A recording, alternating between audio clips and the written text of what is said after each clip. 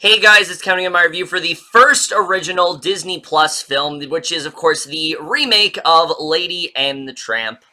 And if you don't know the plot to Lady and the Tramp, what this movie is essentially about is basically we center on this dog, Lady. She is this new dog to this couple, but once they start to have this, basically once this baby arrives, Lady is warned that she is going to start being forgotten, and quickly, she decides to set on this adventure with this free-spirited dog named Tramp, and these two very quickly start to fall in love, and Lady starts to consider a different pathway for herself. So, Lady and the Tramp overall, I was not really that excited for this film. I mean, most of these live-action remakes have just not really been that great lately at all. Lion King was easily the worst that they've ever been, for sure, and especially after that film, I've been very burnt out with these films. I don't care about them. They come out, and I just don't care that they exist.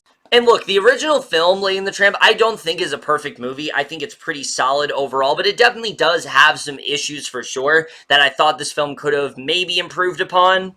And especially knowing that this one isn't even getting a theatrical release didn't really have me that confident at all that this could be something good. It really just looked very run-of-the-mill. Didn't really seem like it was doing much of anything to impress me. But I have to say, surprisingly, this is the best live-action remake of the entire year.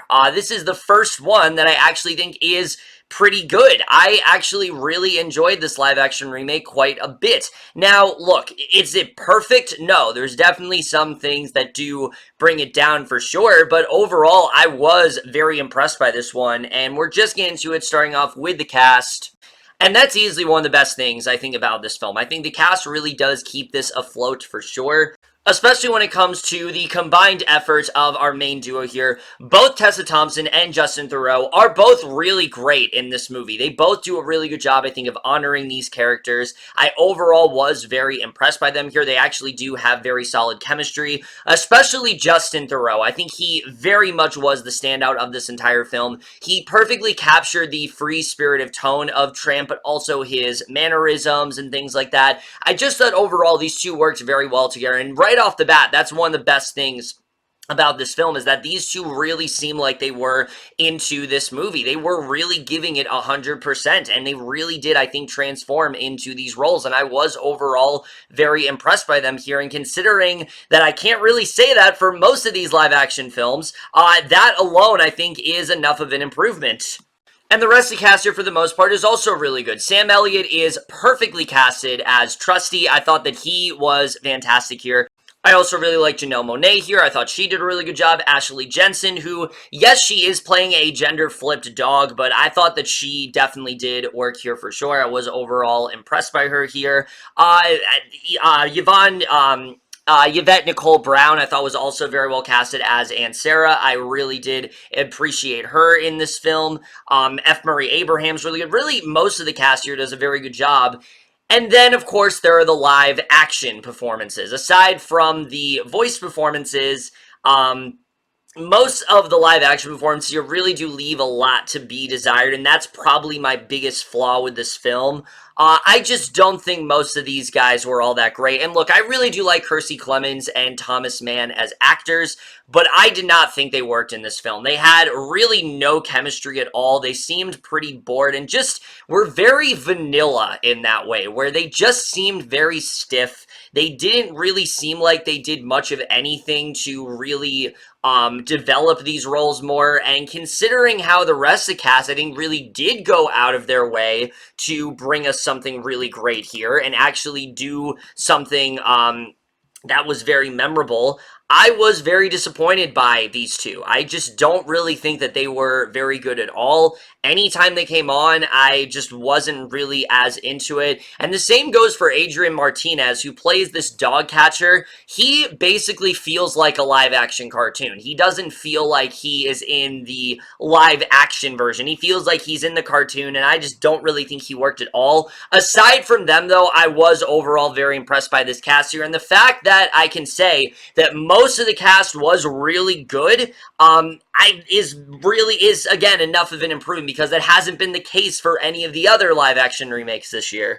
But now let's get to the directing and the writing, which the directing here again is pretty solid. I was overall impressed by Charlie Bean's directing. I think he did a really good job of honoring the original, capturing the spirit, and just the really charming tone that the original film had. But he also doesn't try to do anything different. And yes, it is safe directing in that way, but I think for something like this, I don't think he needed to do something all that different. I think overall, he did a good job of recapturing the magic, and it didn't feel like The Lion King, where it just felt like there was no direction here. No, it did seem like Bean respected the original, and he did what he can to make this stand out in that way. This is a film that the comedy works very well. The dramatic moments work very well. It's just very well directed overall, and I really did appreciate his directing here. And the writing in this film, I also really did like, because here's the thing. Is there a ton that this film does differently? No, but the changes that they make, I do think work very well. Our main characters here of Lady and the Tramp are very well fleshed out. Lady was already a really good character, and I do think they did a very good job with her, showing how she's someone that, just really wants to be loved, but also has that fear of abandonment, and those issues are definitely tapped into just as well as they are in the original film. But there is one thing that this film does much better than the original film, and that's the character of Tramp, who I liked in the original, but he didn't really have that much of a character other than he was someone that coaxed Lady into going with him, and he was the love interest in that way. Here, there's a lot more layers with him. He's someone who is a free spirit. He doesn't want to have any sort of ties whatsoever, and there's a reason for that. They kind of give him this tragic backstory, and it actually works. And I thought that that was definitely one of the most effective moments of this entire film. It gets us to really care for Tramp and see what he's gone through and why he doesn't really want to be owned by anyone. And seeing the bond between these two, I thought was also really well handled. They do a really good job of taking their time in getting you to care about both of them, but then also seeing how they bring out the best in each other. And like I said, Tramp, I think, really did get a lot of great standout moments in this movie.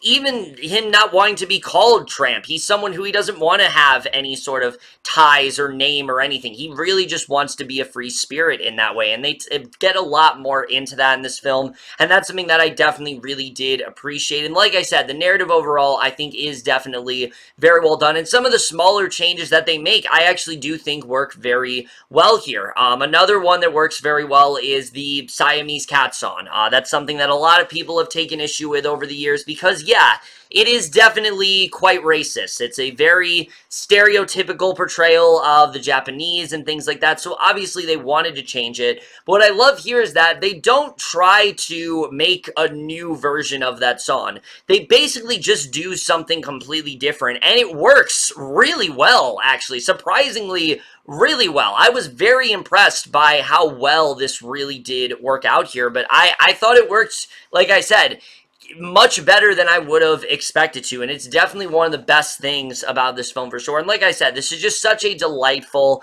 and charming film in that way, and I just really did appreciate the screenplay here for sure. The cinematography here is something that I was very concerned about, especially coming off the heels of The Lion King. Having these dogs talk was something that I was very fearful of, but it actually does work here.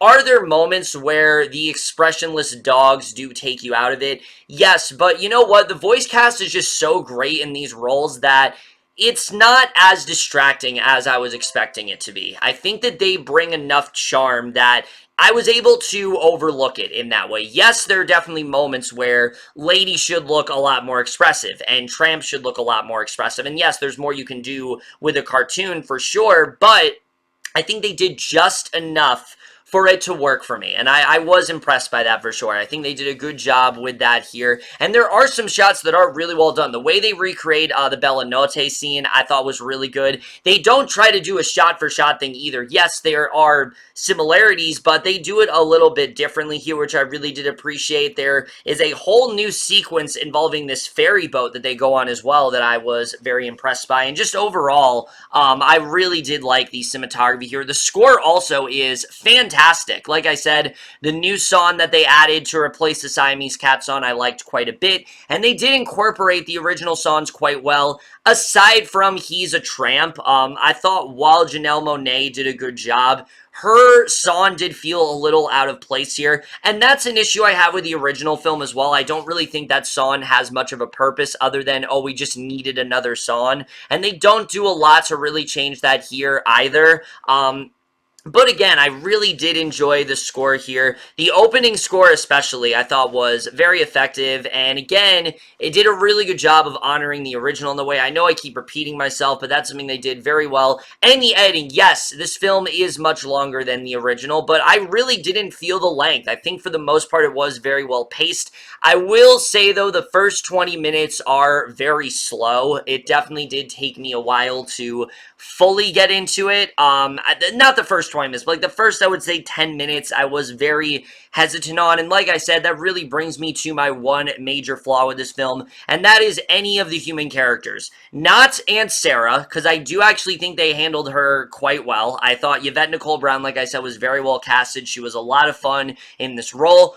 But anytime we would go back to Jim Deere and Darling, I just did not care about them at all. I thought they were relentlessly boring. I didn't think they did anything to make them more interesting than they were in the original film. And look, Jim Deere and Darling in the original aren't really characters. They're just ladies' owners, and we see like their hand or the back of their head. We don't actually get to see them fully, but here we see them, we see their full body throughout the entire film. We see them, all their physicality and things like that, and I felt like they had an opportunity to flesh these two characters out more, but they just really didn't at all, and that was disappointing for me. That was the one thing that did very much take me out of this film, and the one thing that I do think brings it down, a little bit more than the original film. That is the one thing that the original film does a lot better, is that it wisely decides to keep those two, kind of hidden and not really have them be characters, whereas here we do get to see them as fully, full human beings and full characters, and they don't really feel like such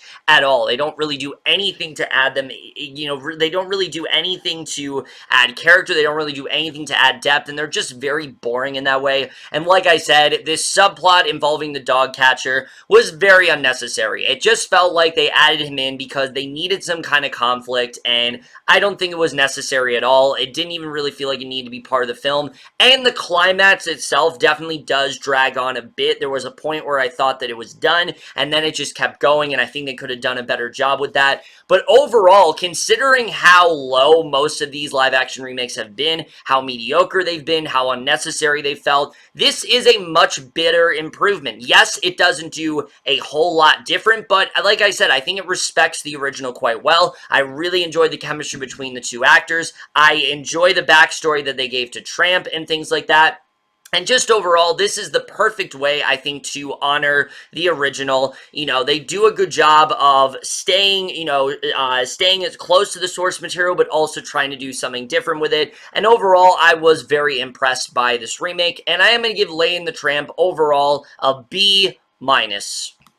So yeah, I enjoyed this one. I can't believe that the only good live-action remake was the one dumped on a streaming service, but hey, at least there was one this year. But either way, guys, in my review of Lady and the Tramp, let me know what you guys saw of this movie overall, leave your thoughts, and we'll see you guys in my next video, and we'll see you guys for that. Okay, bye.